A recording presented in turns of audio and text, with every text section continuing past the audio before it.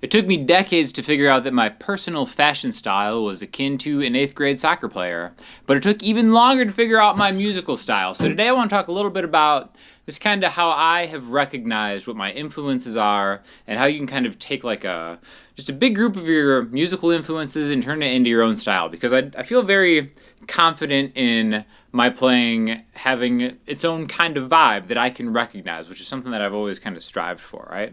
So I want to start out with probably like the biggest influences I've had on my playing is Elliott Smith. A lot of you people already know that if you watch this channel. Huge Elliott Smith fan. But what I've kind of taken from him is the acoustic guitar bass note to chord kind of style, right? So for instance, there's two main things, right? Tell me if you know this song in the comments.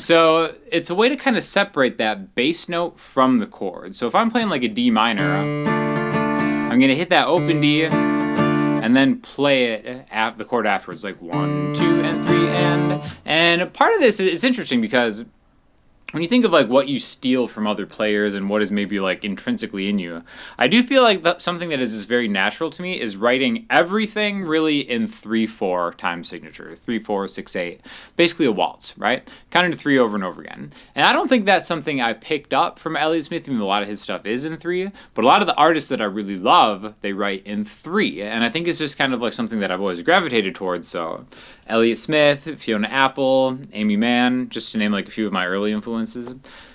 Usually it ends up happening in 3, right? So 1, 2, and 3, and 1, 2, and 3, and root, chord, chord, root, chord, chord, root, chord, chord. So, you know, for my kind of personal playing, it's stuff like 1, 2, and 3, and 4, 5, 6, 1, 2, and 3, and 4, 5, 6, 1, 2, and 3, and 4, 5, 6, 1, 2, and 3, and 4, 5, 6, 1, 2, 3, 4, 5, 6. See, and like that kind of separation.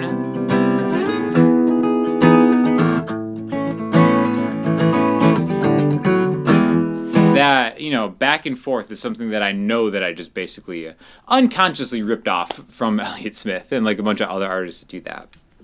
And I do think that being able to diagnose what it is about your favorite artists that you resonate with, I think is a very valuable lesson for any musician to kind of really just be thoughtful about, because once you can kind of hone in on what it is you like, that's when you can kind of start incorporating it into your other, you know, just into your playing in general, right? One other thing that it's kind of funny, like I used to be like a rocker, bro. In my earlier days, used to do like a lot of heavier kind of rock music, and it was very obvious to me who my influences were with stuff like that. Something like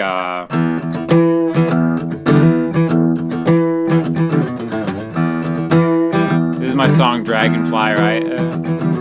And that kind of got like a decent amount of views for me anyway. Those are the two main parts, right? So it's like, if I think of that, it's like, all right, well, riff writing, you know,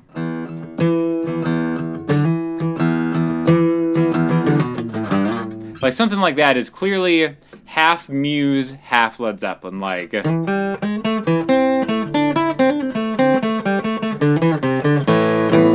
Or, you know, what I'm thinking of is really like kind of minor scale riffs with little chromatic walkdowns where you're like, and that's something that, you know, is in that. It's not, you know, obviously it's not just that, but I do think Muse is like another band that's like amazing with stuff like that.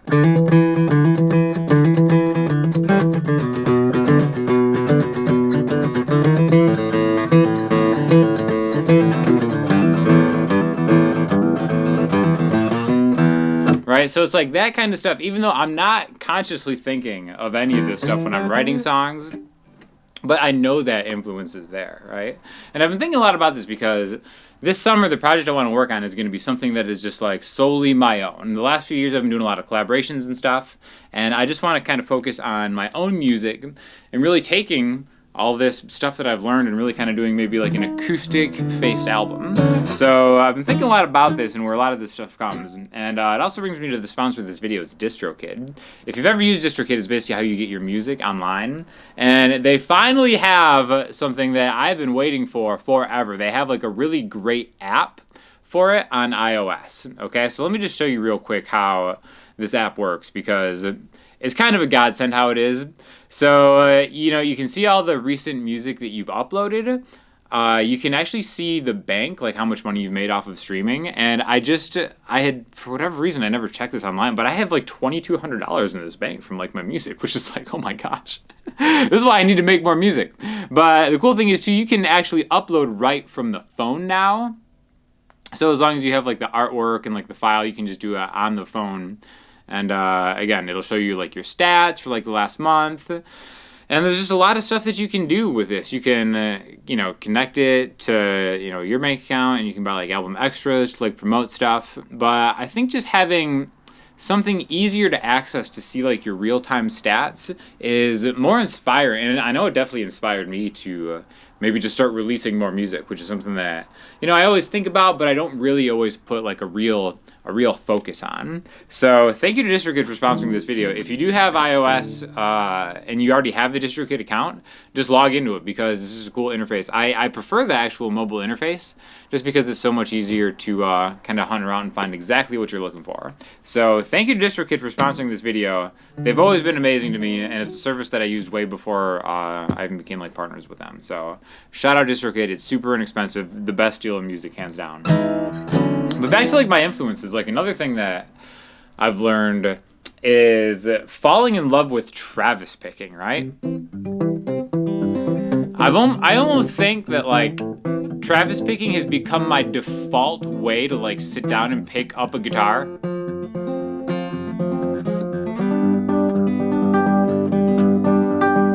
And like I learned that pretty much strictly from Shaky Graves and Taj Mahal. Like this is a song called Hardwired, which is fantastic. And then Taj Mahal, like my favorite blues player. Taj Mahal and Keb Mo are like my two favorite.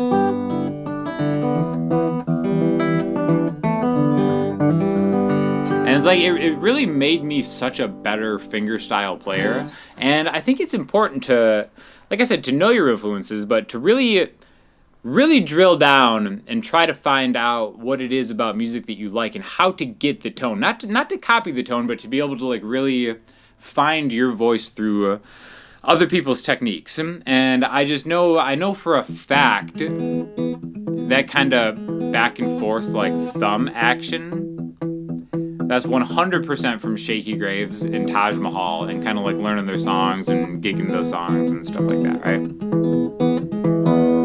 So again, that's it. Again, if you've watched the channel, I know that I'm a huge Radiohead fan. And I think just from like learning different chords and kind of fitting different chords together, that has been like a huge one for me. Like I've got one line that goes...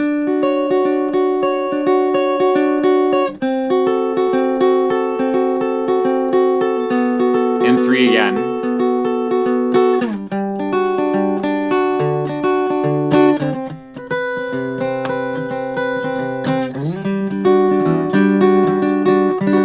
That's kind of like, again, while it was me just really hunting around and kind of finding and following my ear, because, all those chords aren't in the same progression, I probably would not have been able to do something like that without learning.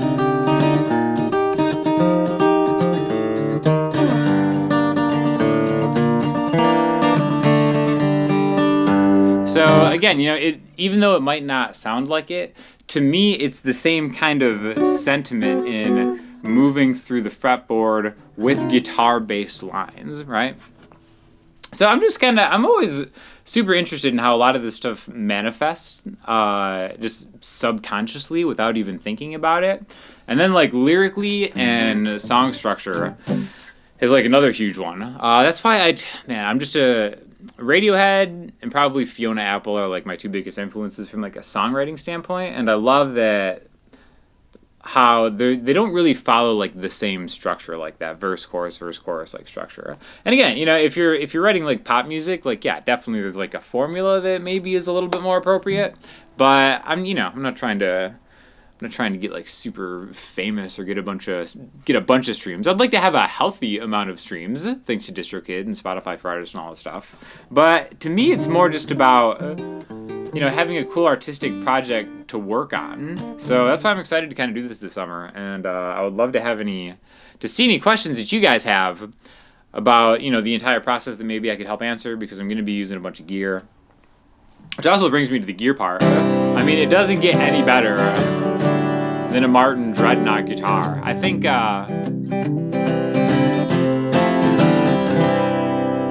I think some of the best recorded acoustic singer-songwriter music are some of the earlier Ray LaMontagne albums. So good. Sounds so good. It's just perfect for him and his voice. And he uses a Martin D35, which that's why I always wanted a D35, which is, I have that back in Florida. But yeah, this D18 is incredible. It's like such a flawless guitar. Like it's just actually perfect from a sonic standpoint. It's just like so, you can get it to be low. And it's not boomy, but like the high end on it.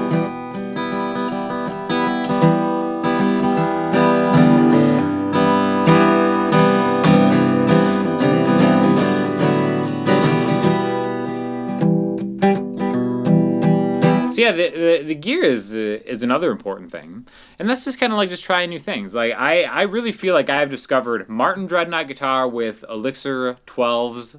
Nanowebs is like my sound. It just sounds exactly how I want it to all the time, and especially after you break the strings in maybe like 2 weeks. I think that's like that sweet spot where everything on it just sounds good, because it's the perfect balance of like the Martin Dreadnought depth and maybe some of the brightness that these strings can add to it. So yeah, that's it. It's just really play everything in 3/4. Kind of, use certain chord like the major 7 chord. Again, I use major 7 chords for all of them. I don't know where I picked that up. I think that was just I just love the sound of major 7 chords, and I will use them all the time in places that they probably shouldn't be.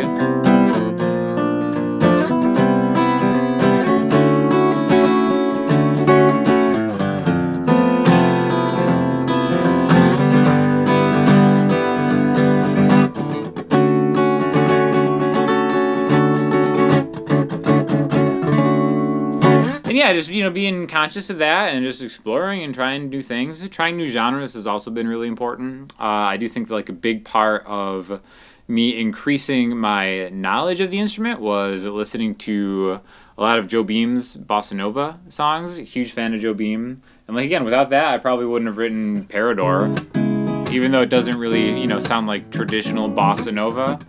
I think it's just that movement that goes around, and 13 chords, come on.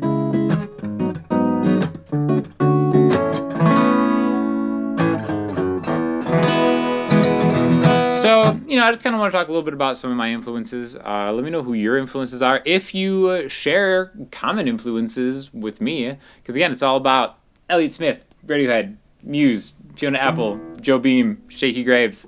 List goes on and on. There's something that you can learn from every artist out there. That's why it's like, it's cool that we live in an era of internet where you can just look up any kind of, how to get the sound of insert whoever your favorite artist is. So my challenge to you, after you sign up for DistroKid if you haven't already, or downloading the app if you do have it already and haven't used the app, my challenge to you is to just take maybe a deeper look into an artist that has inspired you, and try to just see if you can take out some of the parallels between what they do on an instrument and what you do on an instrument. And as long as you're cognizant and aware of that, I think you can thoughtfully maybe bend it into more of like your own style. That's why learning the music theory has been hugely important for me and like my journey on guitar, and teaching it has been one of the great joys of my life. So like I said, thank you for watching. If you have any questions or comments, hit me up in the comment section or Instagram. Get yourself some DistroKid magic with that